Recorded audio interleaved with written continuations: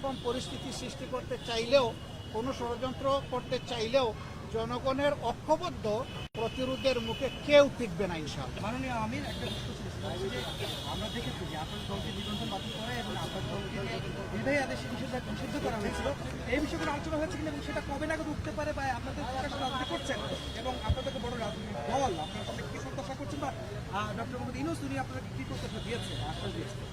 আসলে দেখেন, আমরা এখানে দলীয় দাবি দাওয়া নিয়ে আসি, আমরা এসেছি জাতীয় স্বার্থের বিষয়টা আলোচনা করি। সেই জন্য দলীয় বিষয়গুলো তো আছে, এগুলো থাকবে। আর বড় কথা হচ্ছে যে কেউ আমাদেরকে নিষিদ্ধ করে দিলই বলে আমরা নিষিদ্ধ হয়ে গেলাম, এটা আমরা মনে করি না। কারণ শেষের দিকে সরকার এমন অনেক ভুল কাজ করেছে যেটার মাসুল হয়তো এই দেশবাসীকে দিতে হবে, সরকারকে তো দিতেই হবে, এটার বুঝাই দেশবাসীকেও টানতে হবে। সেই রকমই একটা বিষয়।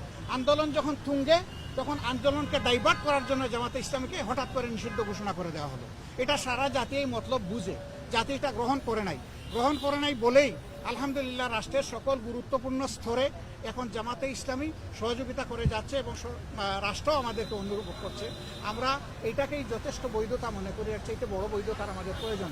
রাষ্ট্রীয় পরিচালনার ক্ষেত্রে আপনারা কোনো পরামর্শ দিয়েছেন কিনা, কোন জিনিসগুলোকে বেশি প্রাধান্য দেওয়া উচিত? আমরা আমাদের সঙ্গত জায়গা থেকে যেটা বুঝি সব দিয়েছি, অবশ্যই আমরা সহযোগিতা।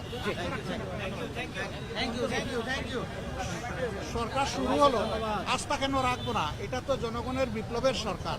আমরা এখনই আস্থা হারিয়ে ফেলার মতো তো কোনো জিনিস আমরা দেখছি না। Thank you very much. আসসালামু আলাইকুম। সবাইকে ধন্যবাদ। ধন্যবাদ। আশিক নে